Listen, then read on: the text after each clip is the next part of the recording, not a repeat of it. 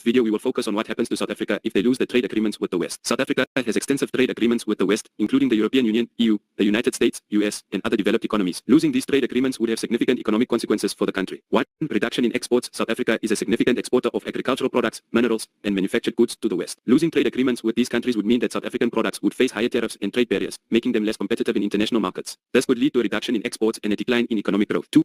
Loss of investment. Many Western companies have invested in South Africa, attracted by its skilled workforce, natural resources, and favorable business environment. Losing trade agreements could reduce investor confidence and lead to a decline in foreign investment, further slowing economic growth. 3. Increase in prices. Losing trade agreements could lead to an increase in prices for goods imported from the West, as South African consumers would have to pay higher tariffs and import fees. This could lead to inflation and a decline in consumer purchasing power. 4.